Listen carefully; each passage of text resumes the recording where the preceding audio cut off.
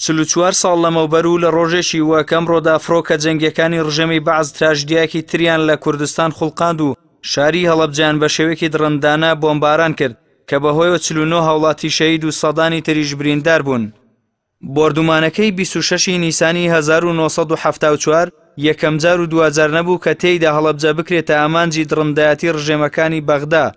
بەڵکو هەر لە سەردەمی سیستەمی پاشایەتی عێراقەوە هەڵەبجە بەردەوام چاوی دەسەڵاتدارانی بەغدای لەسەر بوو، هەمیشە بەگرتن و ئەشکەنجە و تەنانەت کوشتنی ڕۆڵەکانی ئەو شارەباجی زیندوێتی سیاسی و ڕووناکبیریدا و دژایەتی ڕژێمە یەک لە دوای یەکەکانی پاشایەتی و کۆماری عێراقی کردووە. هەرەمەش بوو وای کرد هەڵەبجە لە ئاداری 1988 بە چەکی کیمیایی بۆردومان بکرێت، بەڵام ئەوە جێگەی سەرنجی چاودێران بوو ئەوانەی لە دوای نسکۆی شۆڕشی ئەیلول باشکرا دەرکەوتن کە پیاوی بەعز بوون و لە بەغدا پۆست و پلیان پێدرا و خەڵات کران. ئەو ڕۆژە سەرجەم چەکە دژە ئاسمانیەکانیان بردووە دەوروبەری بارەگاکانیان و هەڵەبجیان لە هەر دژە ئاسمانیەک چۆڵ کرده بوو تا فڕۆکەکانی بەعز بتوان بە ئاسانی شارەکە بۆمباران بکەن و زیانی گەورە لە خەڵکی ئەو شارە بدەن.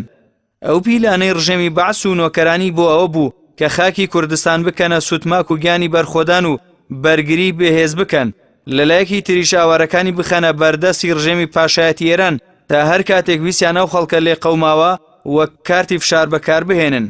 ئەوە بوو 2000 و پاش ڕێکەوتنی ئاداری 1975 کە لە نێوان عێراق و ئێران واژۆ کرا، هاوکات بەوەی خوێندنەوەی هەڵە بۆ باردۆخی ئەو کاتی ناوچەکە و جیهان لەلایەن سەرانی کوردەوە ئەو کارتیان بەکارهێنا و هەرەسیان بە شۆڕشی ئەیلول هێنا.